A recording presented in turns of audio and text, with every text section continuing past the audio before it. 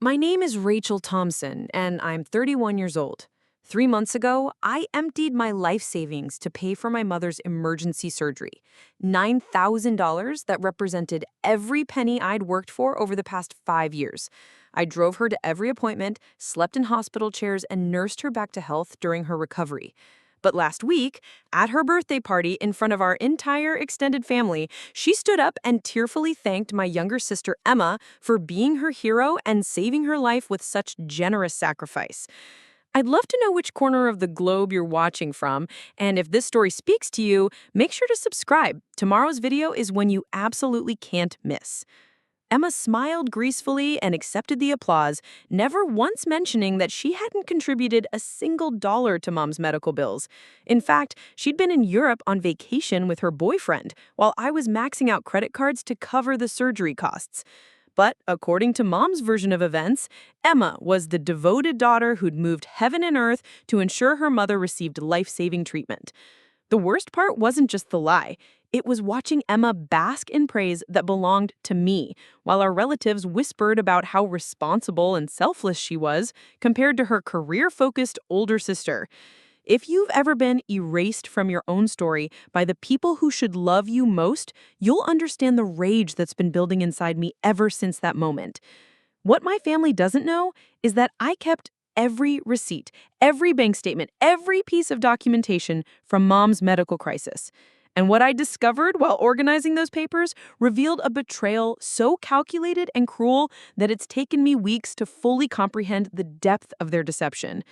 The story begins 6 months ago when everything in my carefully ordered life started unraveling with a single phone call that would expose the true nature of my family's priorities. I had always been the responsible daughter. While Emma was off discovering herself through various artistic pursuits and romantic adventures, I was building a stable career as a financial analyst at Morrison and Associates, a mid-size investment firm in downtown Chicago.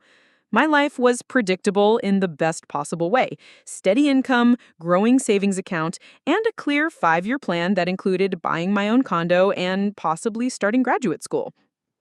Emma, on the other hand, had spent her 20s floating between jobs, relationships, and what she called creative exploration phases. At 28, she worked part-time at an upscale boutique in Lincoln Park while pursuing photography, though her pursuit seemed to involve more expensive equipment purchases than actual paying clients. Our parents, Linda and Robert Thompson, had always funded her lifestyle with a combination of direct payments and emergency loans that were never repaid. This dynamic had been established early in our childhood. I was the studious one who didn't require much attention. Good grades came naturally, I followed rules without being reminded, and I rarely asked for anything beyond basic necessities. Emma was the charming one who struggled academically, but had a gift for making people want to help her.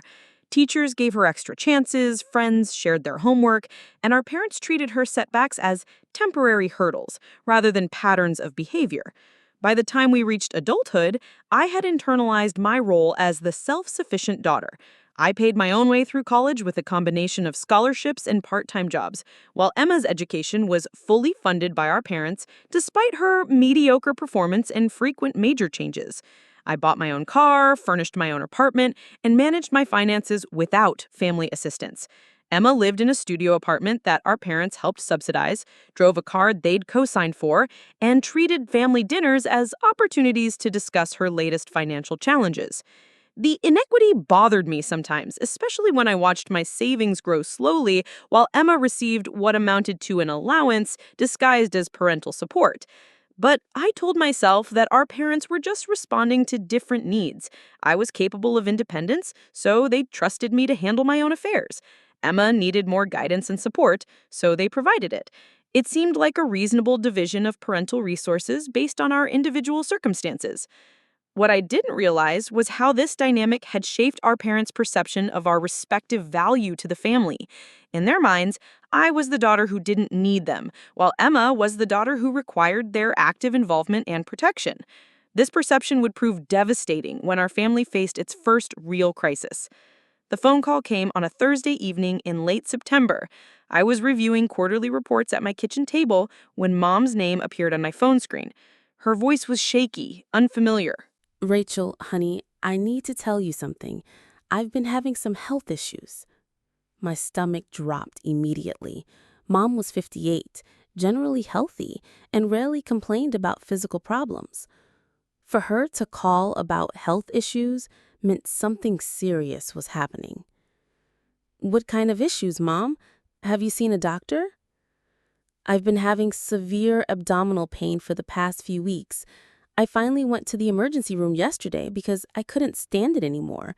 They ran some tests and found a large gallstone that's blocking my bile duct. They said it could cause serious complications if we don't address it quickly.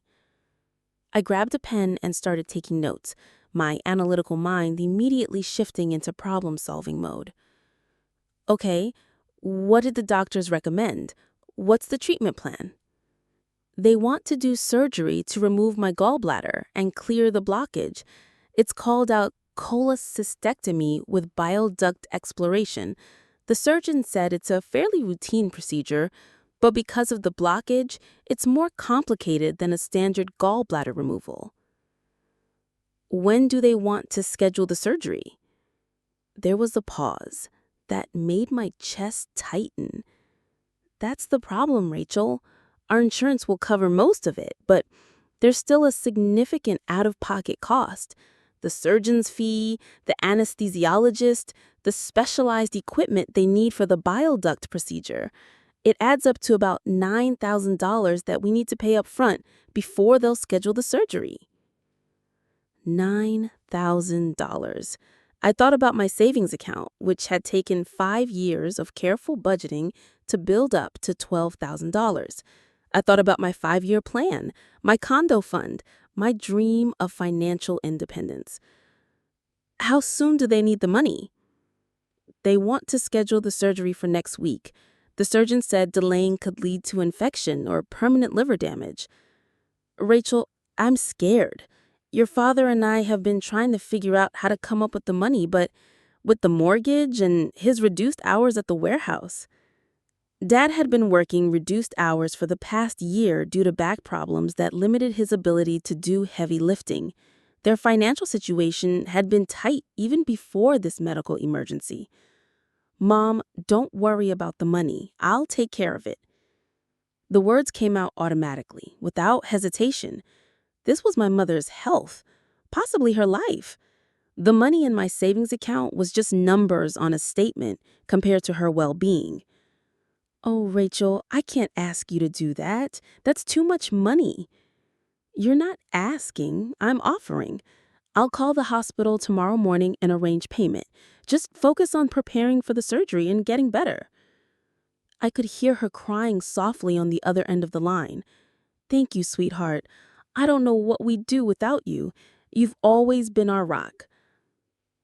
After hanging up, I sat in my quiet apartment, staring at the notes I'd scribbled during her conversation.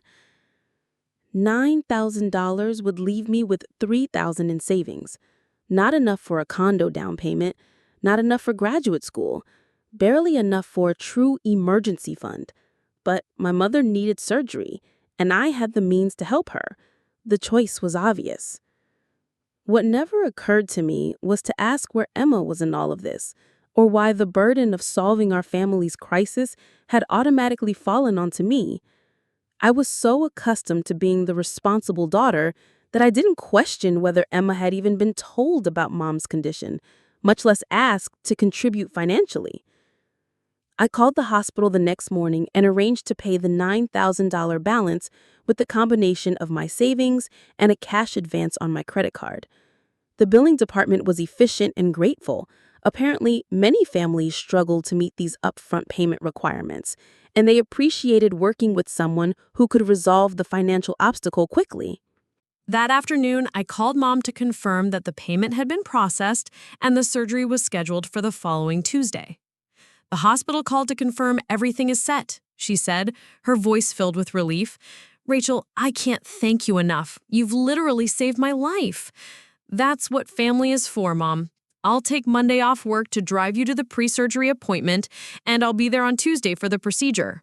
You don't have to miss work, honey. Emma said she might be able to come home for a few days. This was the first mention of Emma since Mom's diagnosis. Where is Emma right now? She's in Barcelona with Trevor. They planned this trip months ago, and I told her not to cut it short just for my surgery. You know how she's been looking forward to this vacation. I felt a flicker of irritation. Emma was vacationing in Europe while our mother needed emergency surgery and Mom was actively discouraging her from coming home to help. Meanwhile, I was expected to handle both the financial burden and the practical logistics of Mom's medical care. Mom, this is major surgery. Don't you think Emma should know how serious this is? Oh, she knows. I told her about the gallstones when they were first diagnosed. But you know Emma, she gets so worried about medical things, and there's nothing she can really do from Spain anyway. It's better for her to enjoy her vacation and visit when I'm recovering at home. The logic was twisted but familiar. Emma was too sensitive to handle stressful situations, so she should be protected from them. I was strong enough to manage crises alone, so additional support was unnecessary. This was the same reasoning that had governed our family dynamics for decades. I spent the weekend researching gallbladder surgery, reading about recovery times and potential complications. I arranged to work from home for the week following Mom's procedure so I could help with her care. I bought groceries for easy-to-digest meals and prepared my guest bedroom in case she needed somewhere to stay during her initial recovery. A lot of love and effort went into bringing this story to life. If you're enjoying it, we'd be so grateful if you'd subscribe to our channel. Now, back to where we left off. On Monday morning, I picked up Mom for her pre-surgery appointment. She seemed nervous but optimistic, chatting about how grateful she was to have such a wonderful daughter taking care of everything. She mentioned that she'd spoken to Emma the night before. She feels terrible about missing the surgery, but I assured her that you have everything under control. She's planning to visit next month when she gets back from Europe.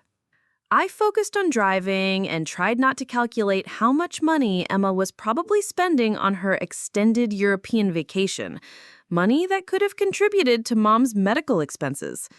Instead, I reminded myself that I was fortunate to be in a position to help my family when they needed me most. At the hospital, we met with the surgeon, Dr. Patricia Martinez, who explained the procedure in detail and answered all of our questions. She was confident about the outcome, but honest about the complexity of Mom's case.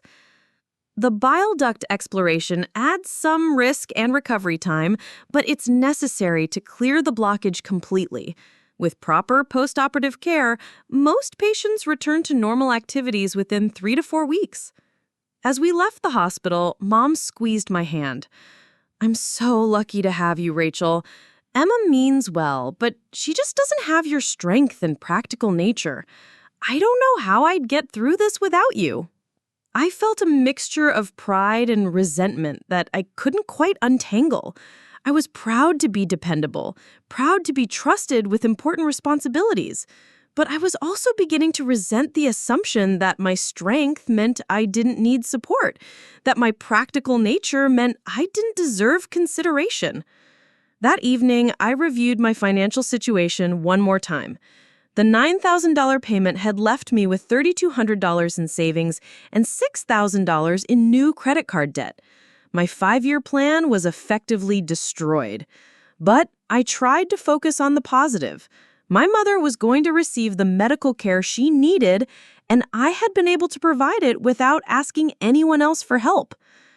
I didn't know that in less than 24 hours, everything I thought I understood about my family's priorities and my place within them would be shattered by what I witnessed during Mom's surgery day. Tuesday morning arrived gray and cold, matching my anxious mood as I prepared to spend what would become the longest day of my life in a hospital waiting room, completely unaware that I was walking into the first chapter of the most devastating betrayal I had ever experienced. The morning of Mom's surgery, I arrived Northwestern Memorial Hospital at 6 a.m., 2 hours before the scheduled procedure. The pre-dawn darkness matched my nervous energy as I navigated the mostly empty corridors to the surgical wing. I'd barely slept, spending most of the night researching postoperative care instructions and mentally preparing for a long day of waiting. Dad met me in the surgical waiting area, looking older than his 62 years. His back problems had worsened over the past months, and the stress of Mom's condition was clearly taking its toll. We sat together in uncomfortable silence, both lost in our own anxious thoughts about the procedure ahead. "Have you heard from Emma?" I asked, partly out of genuine curiosity and partly to break the tension. Dad shook his head. "She called yesterday morning before they took that train to Madrid. Said she'd try to call tonight after the surgery, but the time difference makes it complicated." The casual way he dismissed Emma's absence struck me as odd. If one of my parents were having emergency surgery, I couldn't imagine being on vacation halfway around the world, regardless of how long the trip had been planned. But Dad seemed to accept Emma's priorities as reasonable, even admirable in their spontaneity. She feels terrible about the timing, he continued. But your mother insisted she shouldn't cut her trip short. You know how Emma is with medical situations. She gets so anxious that she's more of a burden than a help anyway. This narrative about Emma's sensitivity to medical situations was relatively new. Growing up, she'd never shown particular squeamishness around injuries or illness. In fact, she'd been the one to calmly handle cleaning up when I'd gotten a concussion during a childhood bike accident, while Mom had panicked about potential brain damage. But somehow, Emma's absence during our current crisis had been reframed as a protective measure rather than a selfish choice. When Mom was wheeled into pre-surgery preparation, she looked small and vulnerable in the hospital gown, her normally perfectly styled hair hidden under a surgical cap. I held her hand while the anesthesia team explained their procedures and inserted her IV line. "I love you, sweetheart," she whispered, as they prepared to wheel her into the operating room. "Thank you for taking care of everything. I don't know what I'd do without my responsible girl." Dr. Martinez had estimated the surgery would take 3 to 4 hours, depending on the complexity of the bile duct exploration.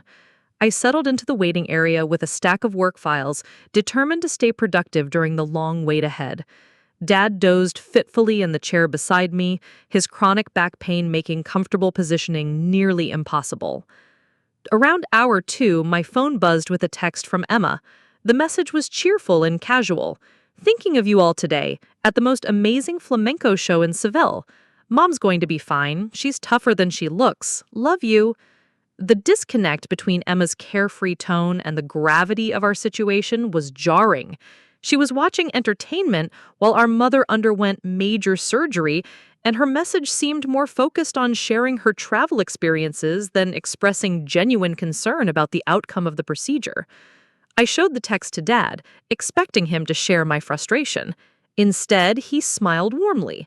"That's sweet of her to check in. I'm glad she's having such a wonderful time."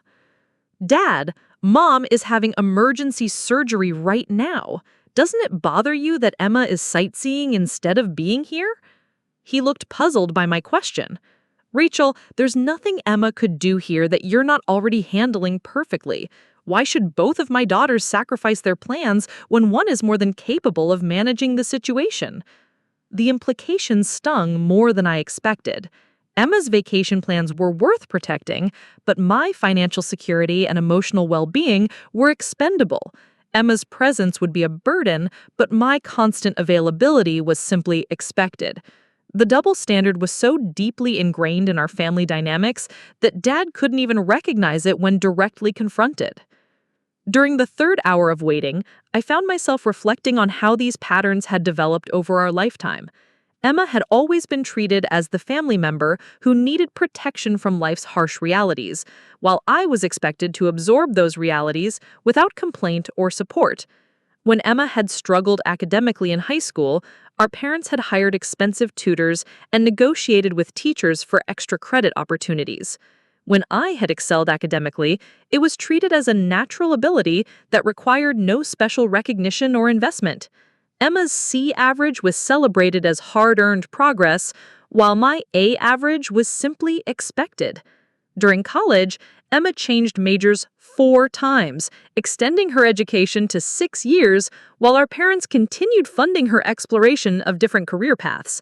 She studied art history, communications, psychology, and finally settled on a general liberal arts degree that she'd never used professionally.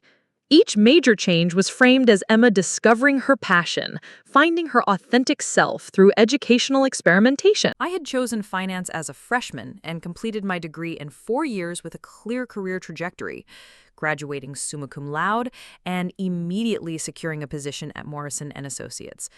My focused approach was praised as mature and responsible, but it didn't warrant the same level of parental investment or attention that Emma's meandering path received.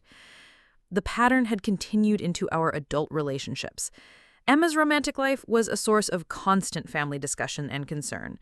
Her boyfriends were regularly invited to family gatherings, and their compatibility with Emma was analyzed extensively by our parents.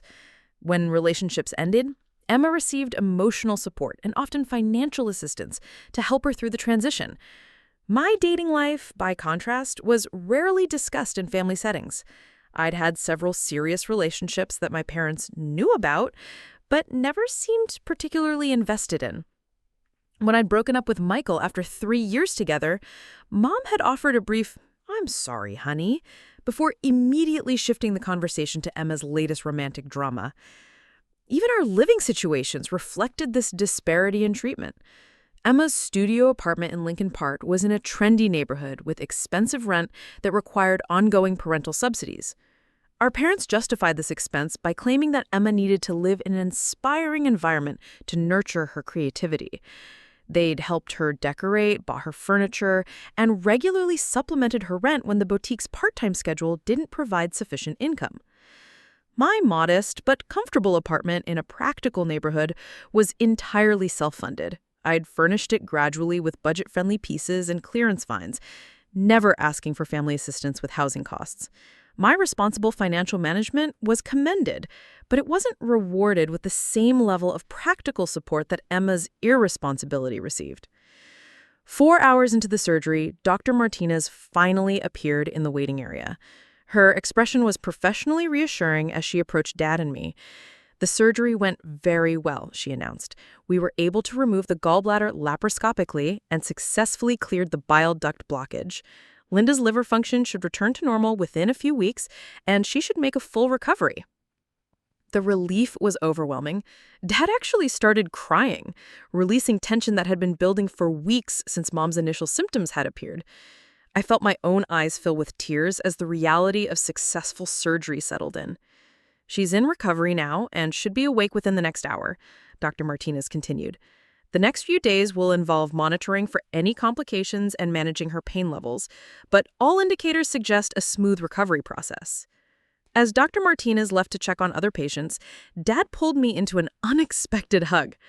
"Thank you, Rachel. None of this would have been possible without you taking care of the financial arrangements. You literally saved your mother's life." In that moment, I felt a deep satisfaction that went beyond relief about Mom's successful surgery. I had been able to provide exactly what my family needed during their most vulnerable time. My years of careful financial planning had enabled me to respond instantly to a crisis that could have been devastating without immediate resources. I called Emma while Mom was still in recovery, wanting to share the good news about the successful surgery. She answered on the third ring with flamenco music audible in the background. "Rachel, how did everything go?"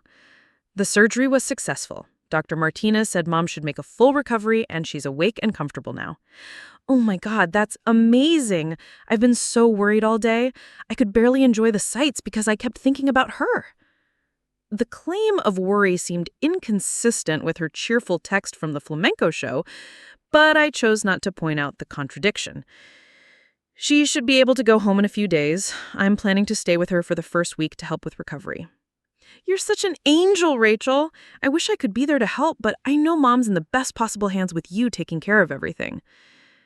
After hanging up, I realized that Emma had never asked about the financial details of Mom's surgery. She hadn't inquired about insurance coverage, out-of-pocket costs, or how the family had managed to pay for emergency medical care.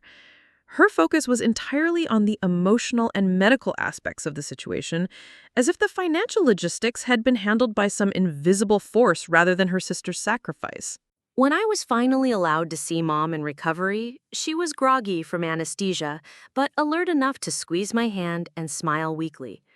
"Did everything go okay?" she asked in a scratchy voice. "Perfect. Dr. Martinez said you're going to be completely fine." "And the money situation? Did the hospital arrangements work out?" "All taken care of, Mom. Don't worry about any of that. Just focus on getting better." She closed her eyes with visible relief. "You're my guardian angel, Rachel.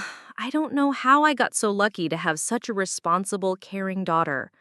As I sat beside her recovery bed, watching monitors track her vital signs, I felt a complex mixture of emotions.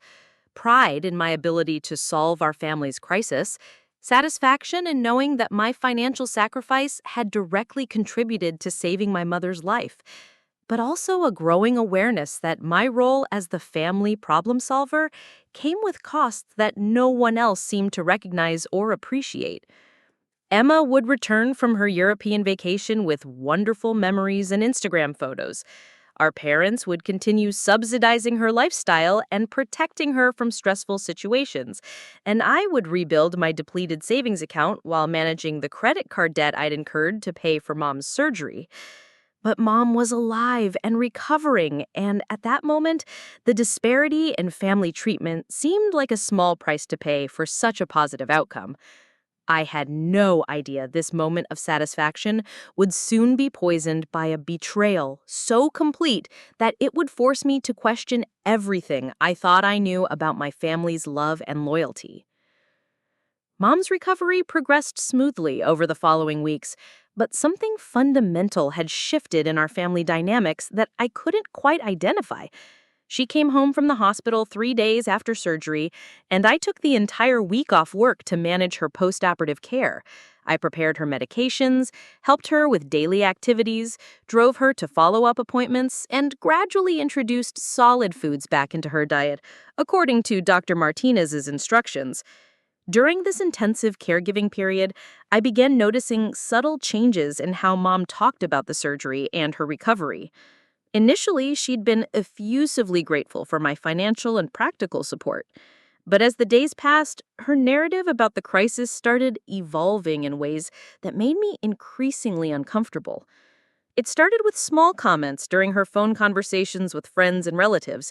I'd overhear her saying things like, "The girls really came through for me during this scary time," or "I'm so blessed to have daughters who care so much about my health." The plural references felt odd since Emma hadn't contributed anything tangible to Mom's care, but I initially attributed this to Mom's desire to present a united family front to outside observers. The shift became more pronounced when Emma finally called to check on Mom's recovery progress. I happened to be in the kitchen preparing Mom's lunch when the call came through on speakerphone in the living room. "Oh, Emma, honey, I'm feeling so much better. The surgery went perfectly, and I'm recovering faster than the doctors expected." "I'm so relieved, Mom. I felt terrible being so far away when you needed support." "Don't you worry about that for 1 second. You and Rachel both showed me how much you love me in your own special ways. Rachel was here handling all the logistics, and Emma was being supported from a distance, was just as meaningful." I stopped chopping vegetables, stunned by this false equivalency. Emma's positive energy from her European vacation was being presented as comparable to my $9,000 financial sacrifice and week of intensive caregiving. When had thoughts and prayers become equivalent to actual assistance? "I brought you the most beautiful scarf from Barcelona. I saw it in this little boutique and immediately thought of you. I can't wait to give it to you when I get home." "That's so thoughtful, sweetheart. See, this is what I mean. You girls both have such caring hearts. You express your love in different ways, but it all comes from the same place." After Emma hung up, I joined Mom in the living room, trying to process what I'd just heard. "Mom, can I ask you something? When you talk about Emma and me both supporting you through the surgery, what exactly do you mean?" She looked surprised by my question. "Well, you both showed how much you care about me. You were here handling the logistics, and Emma was being supported from a distance. Different daughters, different strengths. But Mom, Emma didn't actually contribute anything to your medical care. I paid for the surgery, took time off work, and I've been taking care of you for the past week. Emma bought you a scarf while she was on vacation. Mom's expression grew defensive. Rachel, that's not fair. Emma couldn't control the timing of this medical emergency. She had already planned and paid for her trip months in advance. And she's been worried sick about me. She's called every few days to check on my progress. I'm not criticizing Emma for going on vacation. I'm just confused about why you're describing our contributions as equivalent when they're clearly not. Honey, love isn't measured in dollars and cents. Emma's emotional support has been just as valuable to my recovery as your practical help. I know she would have done exactly what you did if she'd been in a position to help. But that was exactly the point. Emma hadn't been in a position to help because she'd prioritized her vacation over our family crisis. And more importantly, she'd never even attempted to contribute financially despite knowing about the $9,000 cost that I had absorbed alone. The conversation left me feeling frustrated and invalidated.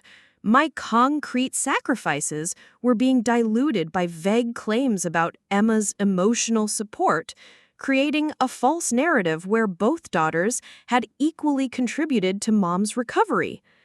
I tried to dismiss my irritation as petty jealousy, but the feeling lingered. 2 weeks later, Emma finally returned from Europe, tanned and relaxed, carrying gifts and stories from her extended travels. She'd apparently extended her original trip by an additional week, taking advantage of cheap connecting flights to visit friends in Amsterdam before returning to Chicago. Her homecoming was celebrated with a family dinner at Mom and Dad's house. Emma presented Mom with the Barcelona scarf, a beautiful silk piece that probably cost around $40, and regaled us with stories of flamenco shows, art museums, and romantic dinners with Trevor in picturesque European cities. "I thought about you every single day, Mom," Emma said, adjusting the scarf around Mom's shoulders. "Especially when we visited that gorgeous cathedral in Seville. I lit a candle for your recovery and said a prayer for your healing." Mom's eyes filled with tears. "That means the world to me, Emma. Knowing that you were thinking of me and praying for me gave me so much strength during the surgery." I watched this emotional exchange with growing bewilderment. Emma's tourist activities and vacation souvenirs were being treated as meaningful contributions to Mom's medical recovery, while my actual sacrifices seemed to be fading from the family narrative. After dinner, Emma pulled me aside for a private conversation. "Rachel, I can't thank you enough for taking care of everything while I was away. I know how capable you are with handling crises, and I felt so much better knowing that Mom was in your hands." "It wasn't exactly a choice, Emma. Someone had to pay for the surgery and manage her care." "I know, and you were absolutely the right person for that job. You're so good with financial planning and practical details. I would have just been in the way, getting emotional and probably making things more stressful for everyone." This rationalization bothered me more than outright selfishness would have. Emma was reframing her absence as a thoughtful decision, rather than acknowledging it as prioritizing her vacation over our family emergency. And more importantly, she'd never even attempted to contribute financially, despite knowing about the $9,000 cost that I'd absorbed alone. She looked genuinely surprised. "I had no idea it was that expensive. Mom just said the insurance would cover most of it. Why didn't anyone tell me about the financial situation?" "Because you were on vacation in Europe? What were you supposed to do from Barcelona? I could have contributed something. I had money saved for the trip. I could have sent some of it home to help with medical expenses." Her response seemed sincere, but it also revealed how disconnected she'd been from the reality of our family crisis. She'd known Mom needed surgery, but hadn't bothered to inquire about the practical logistics or financial implications. She'd simply assumed that someone else would handle the difficult aspects while she enjoyed her European adventure. "Would you like to contribute now?" I asked directly. "I could give you the account information for the credit card I used to cover the costs." Emma hesitated, and I could see her mentally calculating her post-vacation budget. "Well, I'm pretty tapped out from the trip. Europe was more expensive than I expected, and I still need to pay rent next month. But maybe I could help with smaller ongoing expenses, like groceries or transportation to follow-up appointments." Even when directly offered the opportunity to contribute financially, Emma was already developing excuses for why she couldn't provide meaningful assistance. Her concerns about rent were particularly galling since our parents regularly supplemented her housing costs anyway. Over the following weeks, Emma's offers to help with smaller expenses never materialized into actual assistance. She visited Mom regularly, bringing flowers or small gifts, but she never contributed to medical bills, prescription costs, or any of the practical expenses associated with recovery.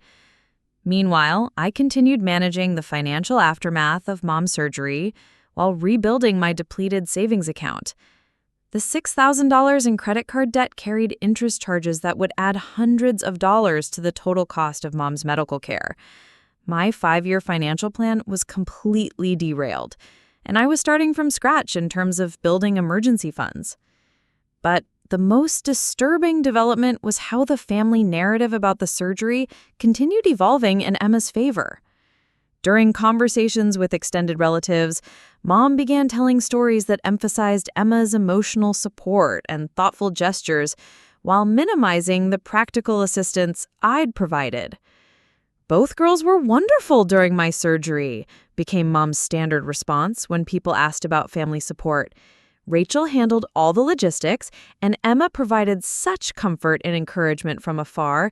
I'm so lucky to have daughters who care so much." Aunt Jennifer, Mom's sister, visited from Milwaukee about a month after the surgery. During lunch, she complimented Mom on how well she looked and asked about the family's experience with the medical crisis.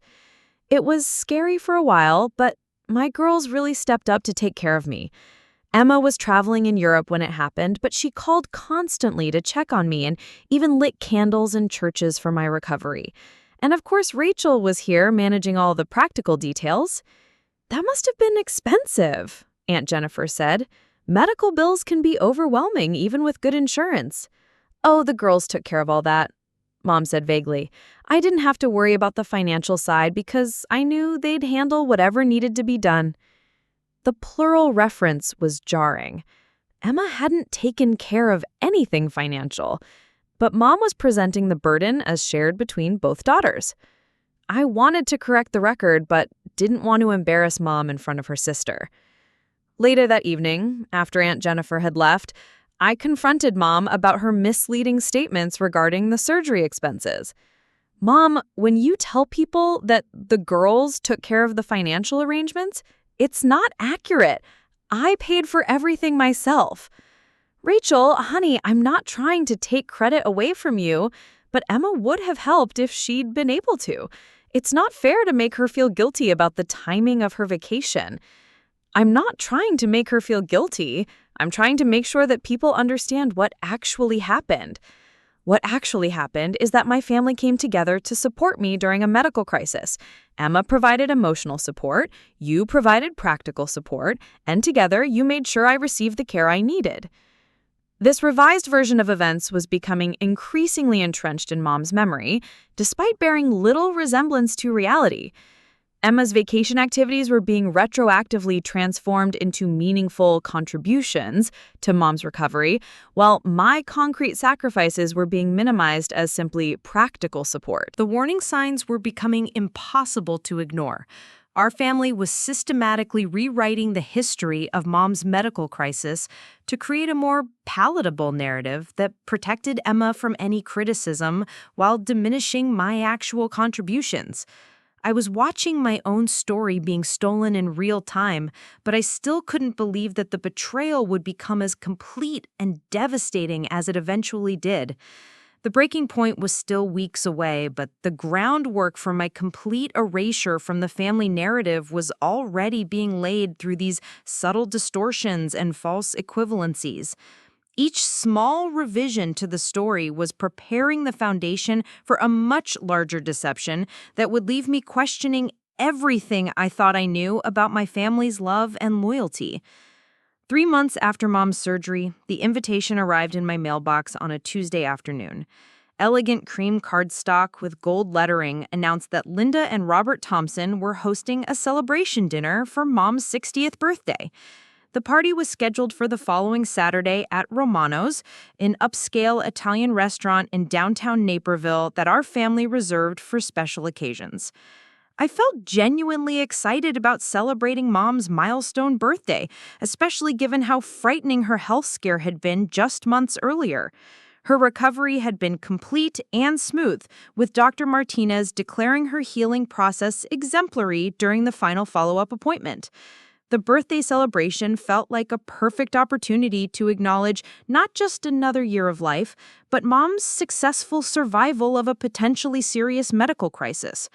I spent considerable time selecting a meaningful gift, settling on a custom photo album that chronicled our family's history through decades of holidays, vacations, and milestones. The final pages featured recent photos from Mom's recovery period, including pictures of us together during her post-surgery care.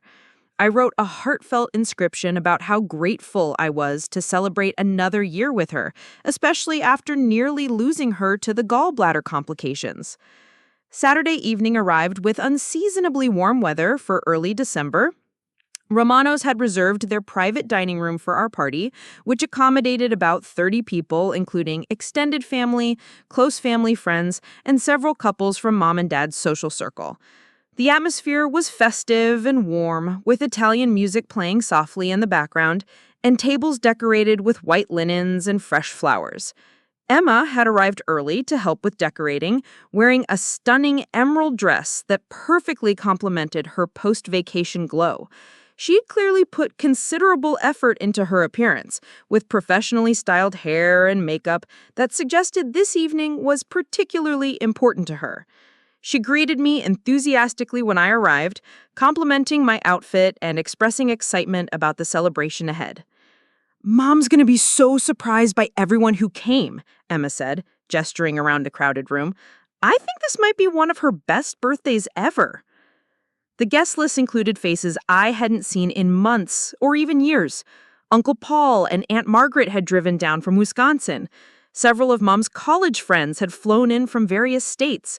Dad's brother Kevin was there with his wife and teenage children. The effort required to coordinate such a gathering was impressive, and I felt touched that so many people had prioritized celebrating Mom's milestone birthday.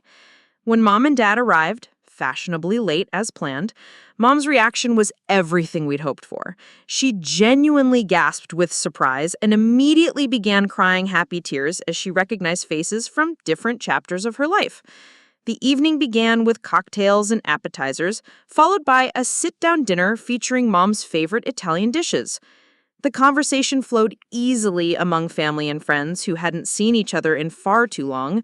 I found myself catching up with cousins, sharing updates about my career with family friends, and enjoying the rare opportunity to see our extended family network gathered in one place. The medical crisis that had dominated our lives just months earlier felt like a distant memory as we celebrated Mom's health and happiness.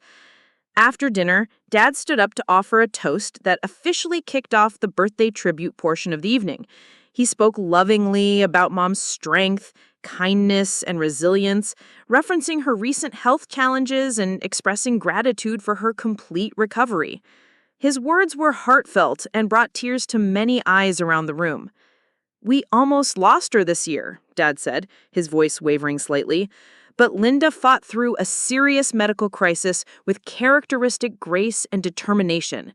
Tonight, we're not just celebrating her 60th birthday, we're celebrating having her here with us for many more years to come. Following Dad's toast, several other family members and friends shared their own tributes to Mom. Aunt Margaret talked about their childhood adventures growing up in rural Illinois. College friends reminisced about their sorority days and the decades of friendship that had followed. Uncle Paul shared funny stories about family vacations and holiday traditions that had shaped our extended family's culture. The tributes were beautiful and emotional, creating an atmosphere of deep appreciation for Mom's role in so many people's lives.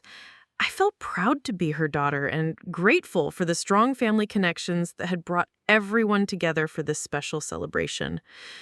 Then, Mom stood up to offer her own remarks, and everything changed.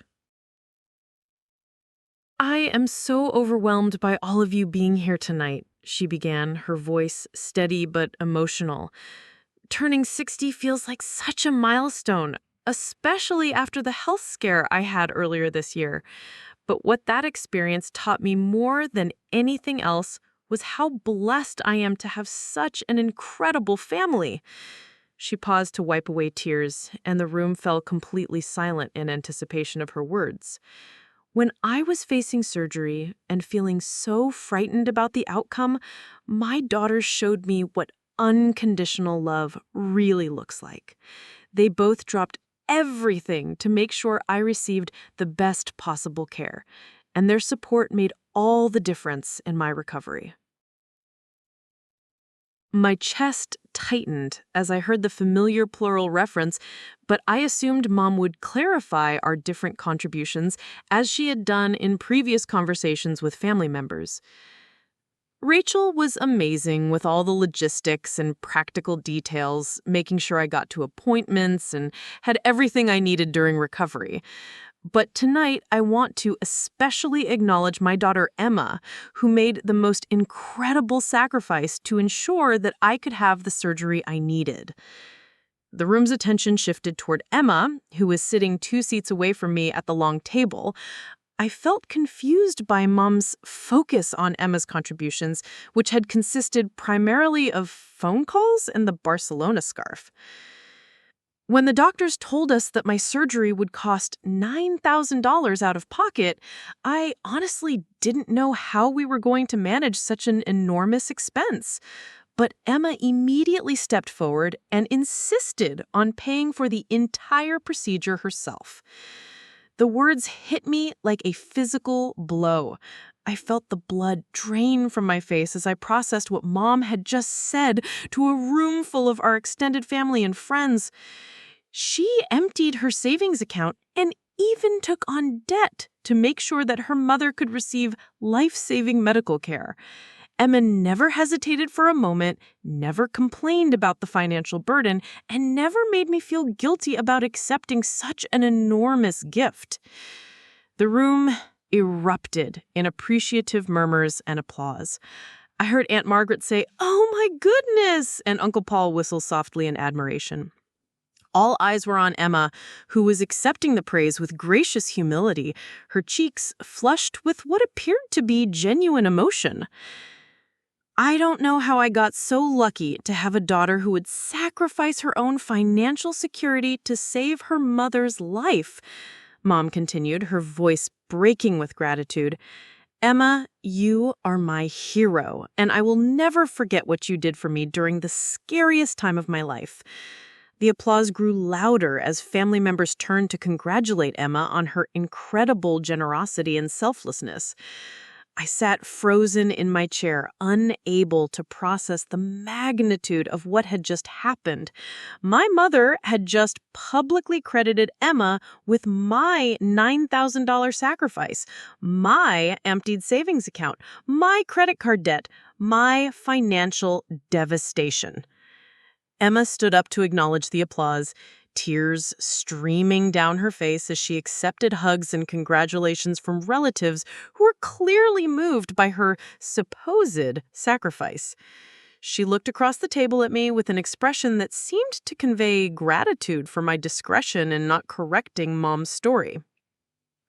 I just did what any daughter would do, Emma said modestly when the applause finally died down.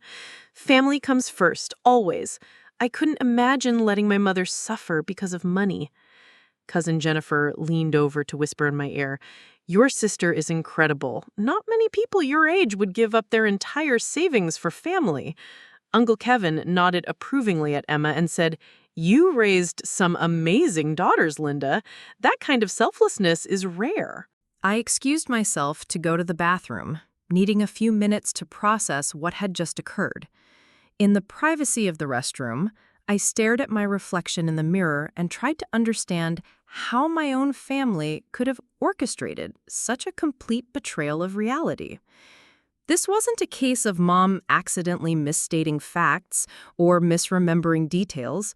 This was a deliberate, premeditated lie told to our entire extended family for the specific purpose of crediting Emma with my sacrifices. The specificity of the details, $9,000, emptied savings account, taking on debt, proved that Mom knew exactly what had happened and had chosen to reassign credit to Emma. When I returned to the dining room, the conversation had moved on to other topics, but I could see family members continuing to look at Emma with new admiration and respect. She had been transformed in their eyes from the irresponsible younger daughter into the heroic family savior, while I had been completely erased from the story of Mom's medical crisis. The rest of the evening passed in a blur of forced smiles and polite conversation. I opened my gift to Mom when called upon, receiving appreciative comments about the photo album while feeling emotionally disconnected from the celebration. Emma's gift was a small potted orchid that cost perhaps $20, but it was received with the same enthusiasm as if it were a priceless treasure. As the party wound down and family members began saying their goodbyes, I overheard multiple conversations praising Emma's sacrifice and expressing amazement at her generosity. Aunt Margaret hugged Emma tightly and said, "Your parents must be so proud to have raised such a giving daughter." College friends approached Emma to commend her selflessness and maturity. Meanwhile, I received polite thanks for organizing the photo album and general comments about how nice it was to see me, but nothing that acknowledged any significant contribution to Mom's recovery or well-being. In the space of one evening, I had been transformed from the daughter who had saved Mom's life into a supporting character in Emma's fabricated story of heroism. The drive home was the longest 20 minutes of my life. I kept replaying Mom's speech, searching for some way to interpret her words that would make them less devastating. But there was no ambiguity in what had happened. My mother had looked into my eyes and publicly given Emma credit for my sacrifice, knowing full well that she was lying to our entire family. The betrayal went beyond financial credit. Mom had stolen my story, my moment of being the daughter who came through during a crisis, my evidence that I was valuable and loved by my family. She had transferred all of that recognition to Emma while leaving me completely invisible in the story of Mom's medical crisis.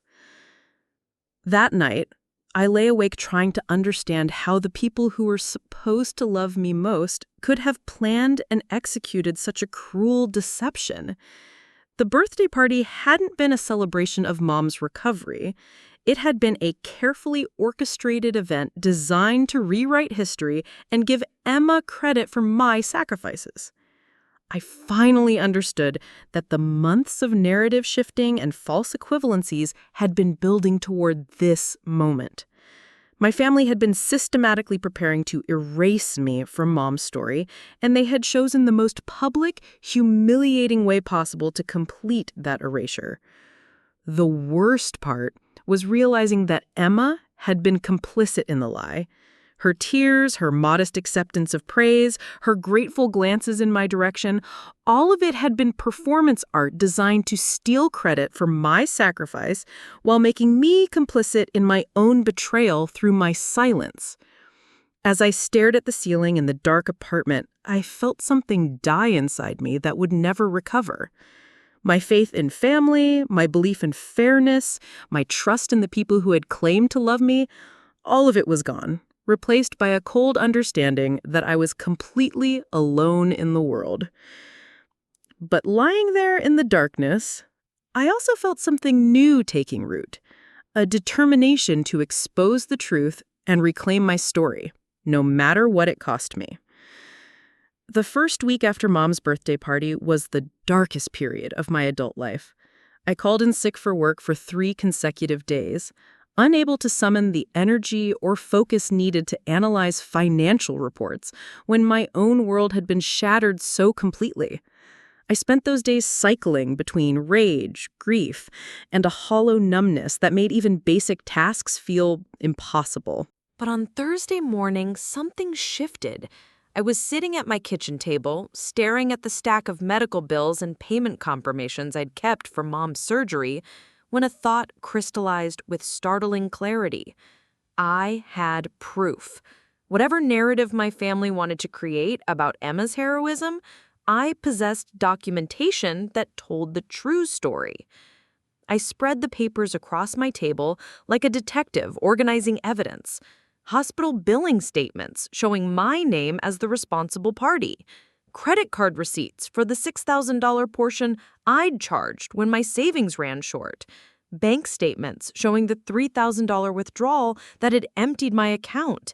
Insurance explanation of benefits forms addressed to me as the person who'd coordinated Mom's care. Every single document contradicted the story Mom had told at her birthday party.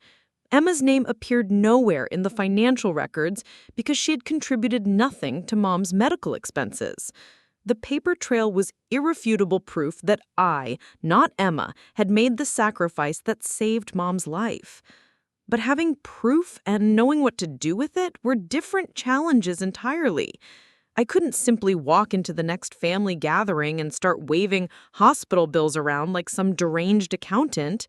The birthday party had been a public humiliation, witnessed by 30 members of our extended family who now believed Emma was the heroic daughter who'd sacrificed everything for Mom's surgery. I needed to understand how this deception had been orchestrated and why my family had chosen to betray me so completely. More importantly, I needed to figure out if this was an isolated incident or part of a larger pattern of manipulation that I'd been too trusting to recognize. The investigation began with my phone records. I downloaded detailed billing statements going back 6 months, covering the period from Mom's initial diagnosis through her birthday party. What I discovered was illuminating and disturbing in equal measure. Emma had called Mom exactly 11 times during the 6 weeks between diagnosis and surgery. The calls were brief, most lasting less than 10 minutes, and clustered around weekends when she was likely between tourist activities. For comparison, I had called or texted Mom 47 times during the same period, with many conversations lasting 30 minutes or longer, as we discussed appointment schedules, medication instructions, and recovery planning. But the most revealing discovery came when I examined the timing of Emma's calls more closely. She had called Mom twice during her vacation, once from Barcelona and once from Amsterdam, but she hadn't called at all during the week of surgery itself. While I was spending 18-hour days at the hospital and managing Mom's post-operative care, Emma had been completely incommunicado. The pattern continued after Emma's return from Europe. Her calls to Mom increased significantly, jumping from once or twice per week to nearly daily conversations. This surge in communication corresponded exactly with the period when Mom's narrative about the surgery had begun shifting to include Emma as a meaningful contributor to her recovery. I decided to reach out to Dr. Martinez's office to verify some details about Mom's treatment and payment history. As the person who'd coordinated Mom's care and handled all financial arrangements, I was listed as an authorized contact for medical information. The billing department confirmed what I already knew. All payments for Mom's surgery had come from my accounts, and Emma wasn't mentioned anywhere in their records. But they also provided an interesting detail I hadn't previously known. Mom had called their office multiple times in the weeks following her surgery, asking for detailed breakdowns of the costs and payment sources. She seemed particularly interested in getting documentation that showed exactly who paid for what, the billing coordinator explained. We provided her with copies of all the payment records at her request. This revelation was chilling. Mom hadn't been confused or mistaken about the financial details of her surgery. She'd been actively researching the specifics so she could craft a more convincing lie. She knew exactly how much I'd paid, which accounts the money had come from, and how the payments had been processed. Her birthday party speech wasn't an error. It had been a carefully planned deception based on complete knowledge of the facts. I needed to understand Emma's level of involvement in the scheme. Was she an innocent beneficiary of Mom's lies, or had she actively participated in planning my betrayal? The answer would determine how I approached the confrontation I was already planning. Emma and I had been texting sporadically since the birthday party, mostly brief exchanges about family matters and holiday plans. I decided to test her knowledge by asking seemingly innocent questions about Mom's surgery expenses. Hey, Em, I was organizing my financial records for tax season and realized I never asked. Did you end up contributing anything toward Mom's surgery costs? I know you mentioned wanting to help when you got back from Europe. Her response came 3 hours later. Oh gosh, I totally forgot about that conversation. I was so overwhelmed when I got back from the trip, and then Mom seemed to be doing so well that I guess I assumed everything had worked out financially. Why do you ask? The casual tone of her response was telling. If Emma genuinely believed she had paid for Mom's surgery, my question would have confused or alarmed her. Instead, she was deflecting and changing the subject, which suggested she knew perfectly well that she hadn't contributed anything financially. I pressed further. Well, the hospital bills were pretty substantial. I'm just trying to get a complete picture of all the expenses for tax purposes. Do you have any receipts or records of payments you made? This time her response was immediate. Rachel, I really don't remember the details from that time period. Everything was so stressful with Mom's health scare, and I was dealing with jet lag and work stuff when I get back. Maybe we should just let sleeping dogs lie on this whole topic. Let sleeping dogs lie was an interesting choice of words. Emma was essentially asking me to avoid investigating the financial details of Mom's surgery. Exactly what someone would say if they knew those details would expose their lies. But I needed more concrete evidence of Emma's complicity. I decided to take the most direct approach possible and arranged to meet her for lunch the following Saturday. We met at a casual cafe in Lincoln Park, not far from her apartment. I've been thinking a lot about Mom's birthday party, I said after we'd ordered. Her speech about your sacrifice was really moving. It must feel amazing to know you saved her life. Emma's expression was carefully neutral, but I caught a flash of something guilt, anxiety, before she composed herself. It's not about feeling amazing, Rachel. I just did what needed to be done. I couldn't let Mom suffer because of money. That's exactly what I would have done too. $9,000 is a huge amount to come up with on short notice. How did you manage to pull together that much cash so quickly? Now Emma looked genuinely uncomfortable. Well, I had some savings and I used credit cards for part of it. It was definitely a stretch financially. Which credit cards did you use? I'm asking because I'm having some issues with my own credit card company, and I want to avoid any that have problems processing large medical payments. Her pause was significant. I honestly don't remember the specific details from that time period. Everything was so stressful with Mom's health scare, and I was dealing with jet lag and work stuff when I got back. Maybe we should just let sleeping dogs lie on this whole topic. Every answer was becoming more vague and evasive. Emma couldn't provide specific details about her supposed sacrifice because those details didn't exist. She'd never made any payments, never emptied any savings accounts, never taken on any debt for Mom's medical care.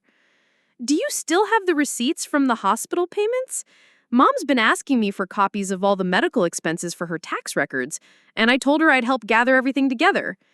This was a complete fabrication. Mom had never asked me for tax documentation, but I wanted to see how Emma would respond to a direct request for evidence of her supposed sacrifice. Oh, I think I threw most of that paperwork away once Mom recovered. You know how I am with keeping records. I'm terrible at filing important documents. But I'm sure the hospital could provide copies if Mom really needs them for tax purposes. Emma was systematically evading every opportunity to provide proof of her claims while maintaining the pretense that she had indeed paid for Mom's surgery. Her behavior confirmed what I'd already suspected. She was fully aware that she hadn't contributed anything financially, but she was willing to accept credit for my sacrifice. After lunch, I decided to take the most direct approach possible. I called Mom and asked to meet with her privately to discuss some family financial matters. We arranged to have coffee on Sunday afternoon at a small cafe near her house. Mom, I need to ask you about something that's been bothering me since your birthday party. When you talked about Emma paying for your surgery, I think there might have been some confusion about the financial details. Mom's expression immediately became guarded. What kind of confusion, honey? Well, I have all the documentation from your surgery, and it shows that I paid the $9,000 out of pocket. Emma's name doesn't appear on any of the hospital records or payment receipts. Rachel, I think you might be misremembering some details from that stressful time. Emma and I discussed the financial arrangements privately, and she handled most of the payment coordination directly with the hospital. This was a direct lie, easily disproven by the hospital's records. Mom wasn't confused or mistaken. She was doubling down on a false narrative despite being confronted with contradictory evidence. Mom, I can show you the bank statements and credit card records if you'd like to review them. The payments all came from my accounts. Sweetheart, I don't think we need to get bogged down in paperwork and financial details. The important thing is that I received excellent medical care, and both of my daughters supported me through a difficult time in their own ways.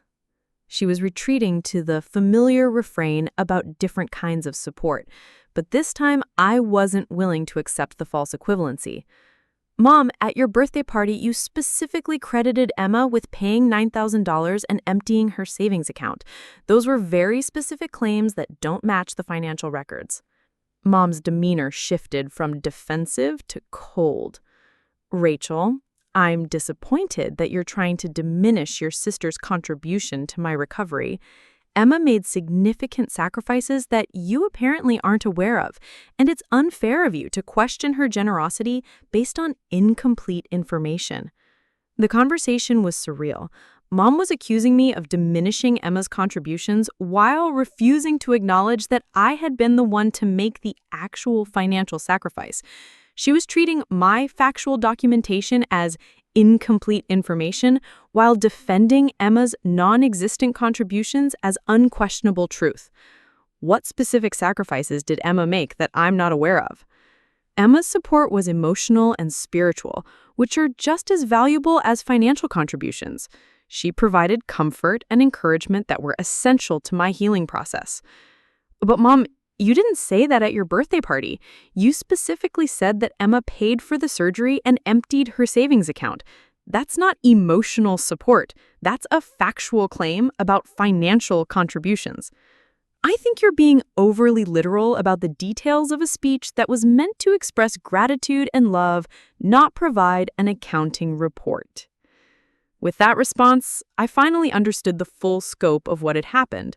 My family hadn't just lied about who paid for Mom's surgery, they were now gaslighting me into believing that their lies were somehow justified or that my documentation of the truth was inappropriate.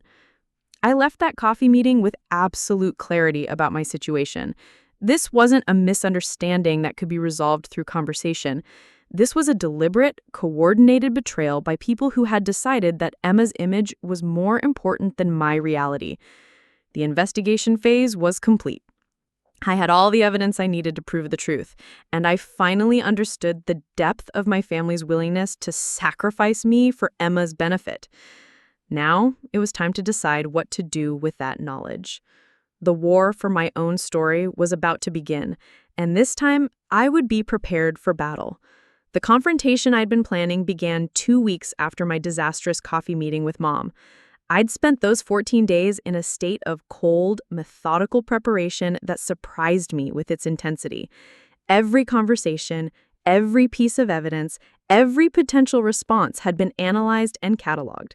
This wasn't going to be an emotional outburst. It was going to be a surgical exposure of the truth.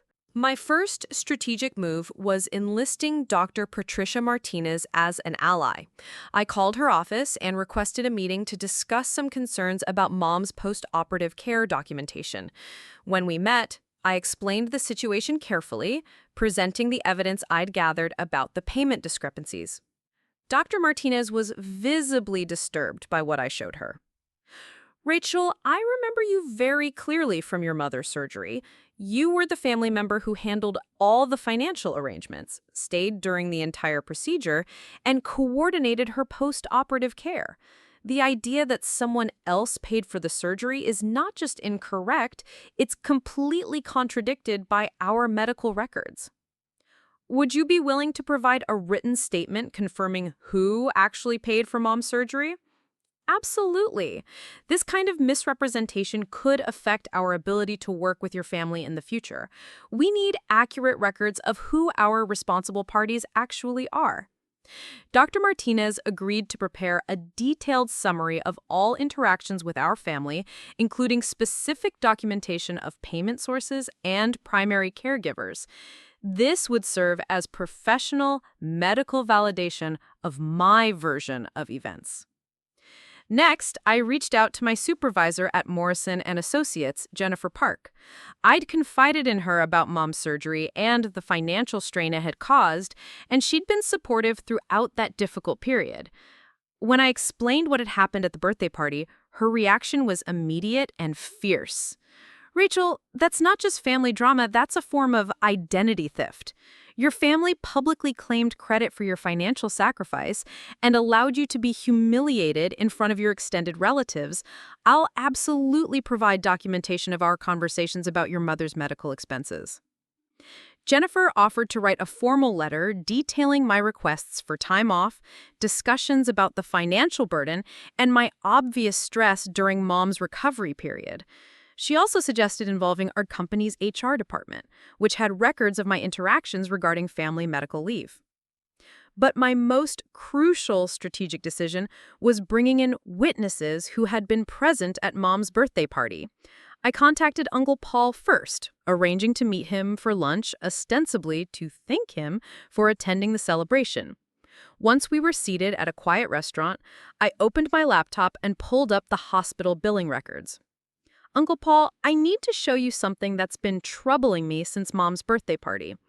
I turned the screen toward him, displaying the payment confirmations that clearly showed my name as the responsible party for all of Mom's surgical expenses. Uncle Paul studied the documents carefully, his expression growing increasingly serious. Rachel, these records show that you paid for your mother's surgery, not Emma? Why would Linda tell us that Emma had made that sacrifice? That's exactly what I'm trying to understand. I was hoping you might have some insight into why Mom would create such a detailed false narrative about something so easily verifiable. Uncle Paul's reaction exceeded my expectations. He was genuinely angry about being misled and expressed concern about the broader implications of Mom's deception. This is very disturbing, Rachel. I specifically congratulated Emma on her generosity because I was so moved by what I thought was her incredible sacrifice. If these records are accurate and they appear to be official hospital documents, then Linda deliberately lied to our entire family. What troubles me most is that this wasn't a casual misstatement. Mom gave very specific details about Emma emptying her savings account and taking on debt. Those details could only come from someone who knew exactly what actually happened. Uncle Paul agreed to confront Mom directly about the discrepancy, but he also suggested something I hadn't considered, involving Aunt Margaret in the conversation before taking any action. When I met with Aunt Margaret 2 days later, her reaction was even more intense than Uncle Paul's had been. She felt personally manipulated by Mom's false narrative and was furious about unwittingly participating in my humiliation. Rachel! I hugged Emma and told her how proud I was of her sacrifice. I told other relatives about her incredible generosity. Linda made me an accomplice in acknowledging someone for something they didn't actually do, and that's unforgivable. Together, Uncle Paul and Aunt Margaret helped me plan what they called an intervention, a family meeting where we would present the evidence and demand explanations from Mom and Emma. They wanted answers, not just for my sake, but because they felt their own integrity had been compromised by participating in the celebration of Emma's fictional heroism. The meeting was scheduled for the following Saturday at Mom and Dad's house.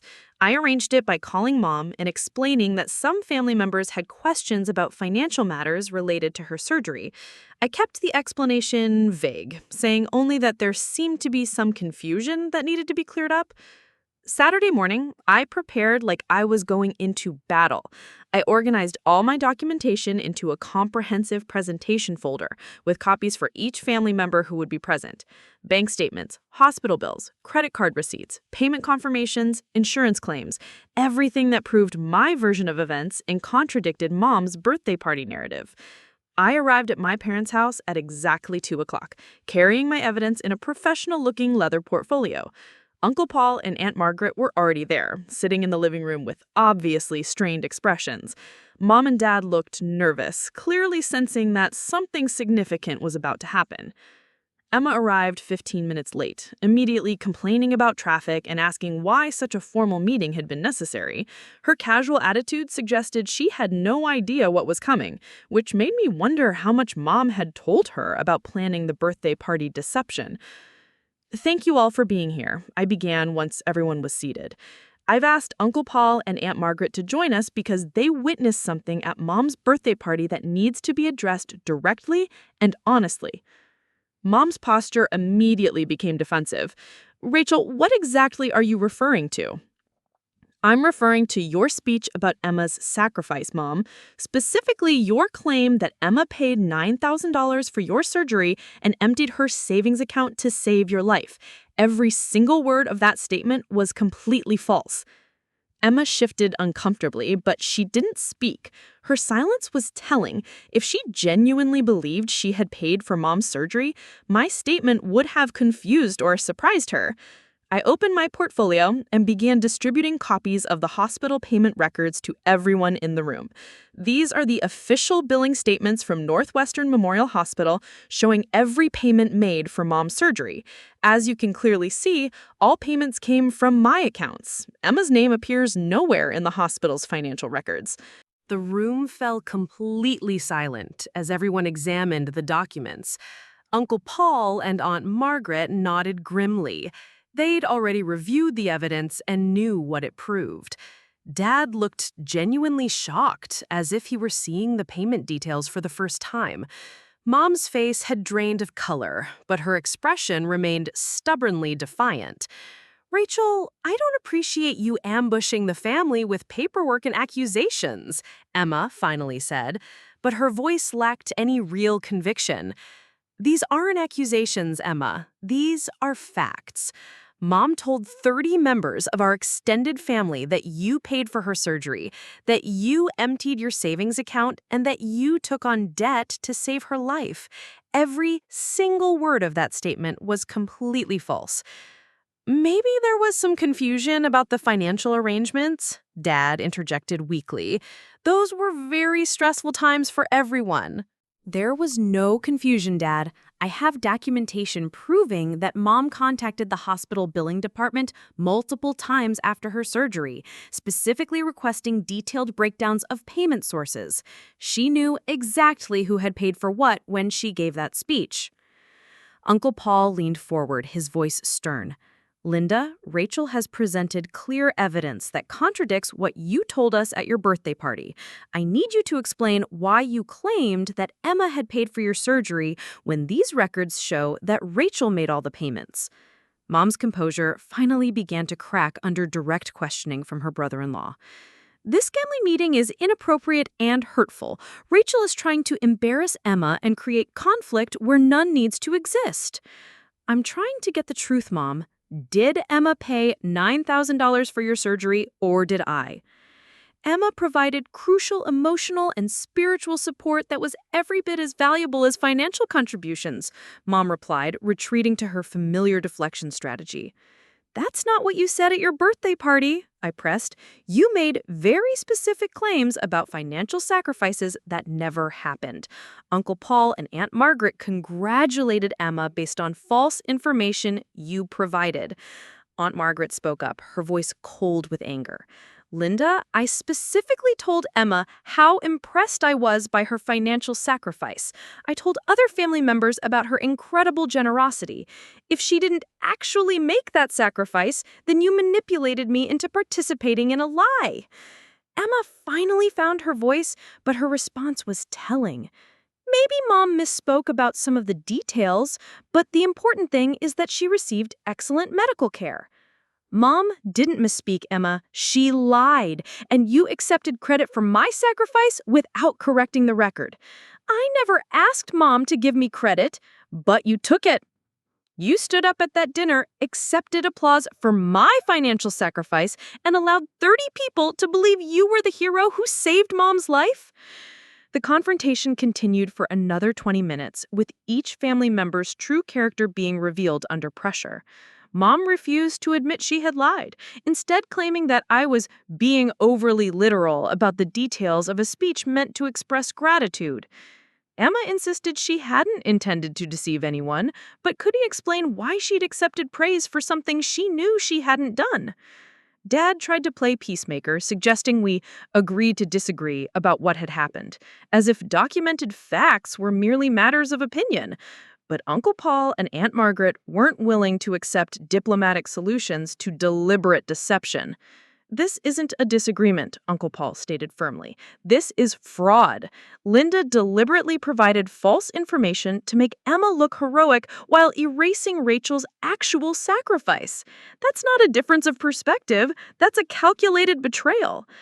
The meeting ended with no resolution, no apology, and no acknowledgement of wrongdoing from Mom or Emma. But it had accomplished something crucial. It had exposed their willingness to maintain lies even when confronted with irrefutable evidence, witnessed by neutral family members who could verify the truth. As I gathered my documents and prepared to leave, I felt a strange sense of peace. The confrontation had cost me my relationship with my immediate family, but it had also freed me from their manipulation and given me back my dignity.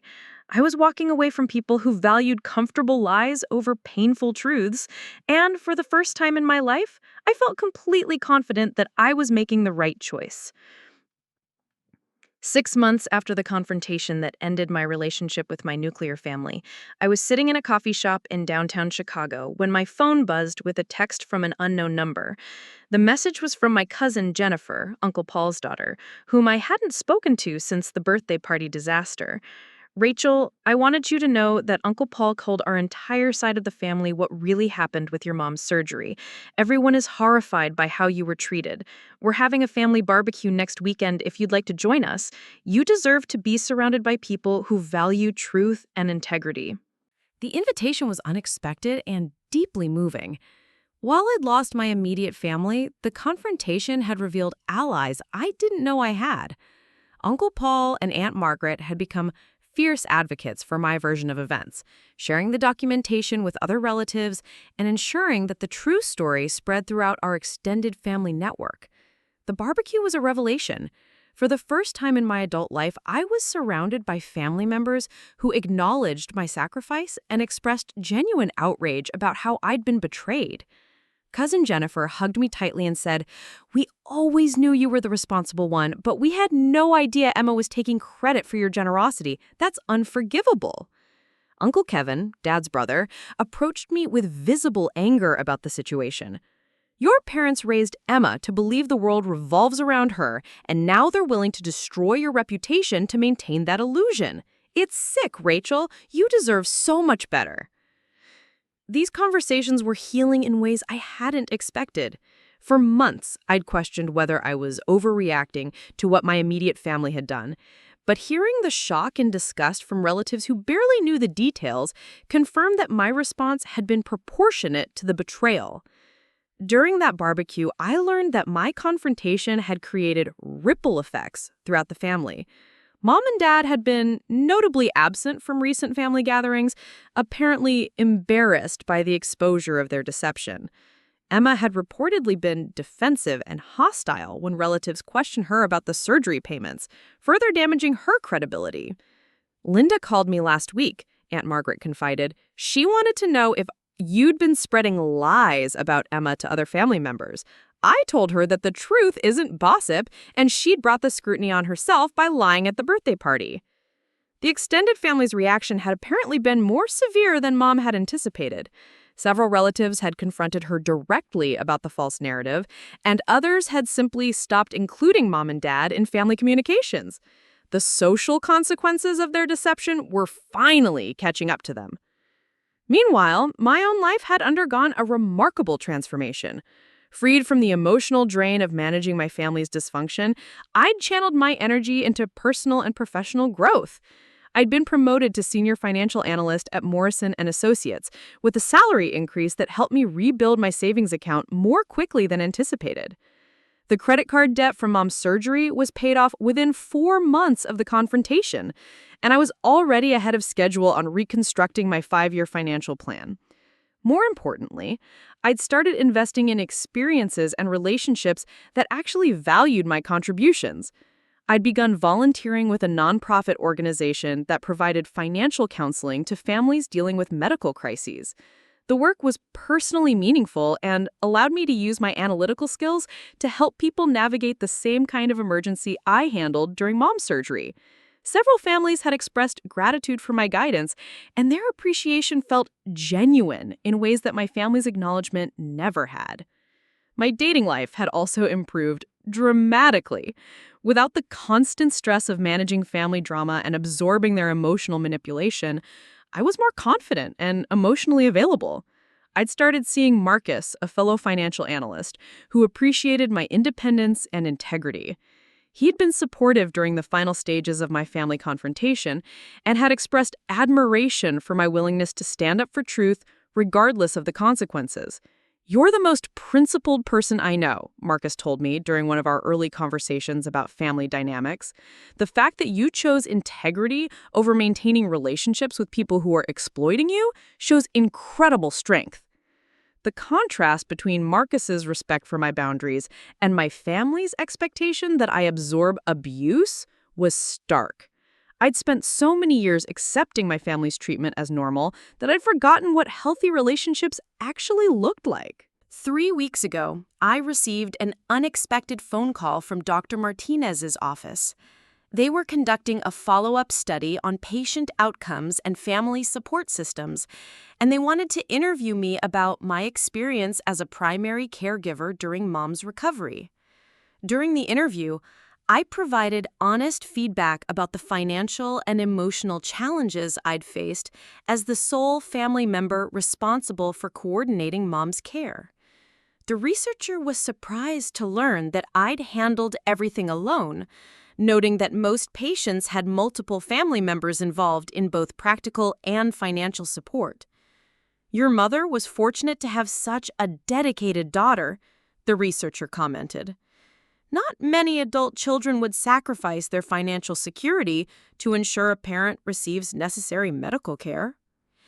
That professional acknowledgement meant more to me than years of hollow praise from my family.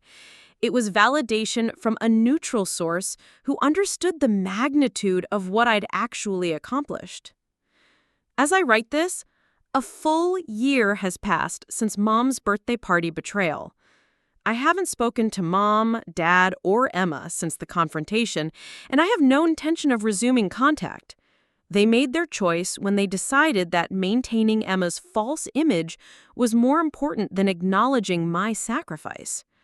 But I've gained something far more valuable than their approval: self-respect, authentic relationships, and the knowledge that I'm capable of standing up for myself even when it cost me everything I thought I wanted. Last week, I received a wedding invitation from Emma. She's marrying Trevor, the boyfriend who'd accompanied her on that European vacation during Mom's medical crisis. The invitation included a note asking me to put our differences aside for this important family celebration. I threw the invitation away without a second thought. Some bridges are meant to be burned, especially when crossing them again would mean betraying yourself. My family taught me that lesson through their own betrayal, and I'm grateful for the clarity it provided. Today, I'm surrounded by people who value truth, integrity, and reciprocal respect. My extended family, my colleagues, my friends, and Marcus all understand that love without honesty is manipulation, and support without acknowledgement is exploitation. I saved my mother's life with a $9,000 sacrifice that cost me my financial security and derailed my 5-year plan. That sacrifice was real, meaningful, and mine. No one can take that truth away from me, no matter how convenient their lies might be. And that's a lesson worth every penny I paid to learn it. Looking for more? We've got 2 amazing stories ready for you right on screen. If this one touched you, these are absolutely worth your time. Click to watch them now. And hey, subscribe and hit that bell to never miss our latest uploads.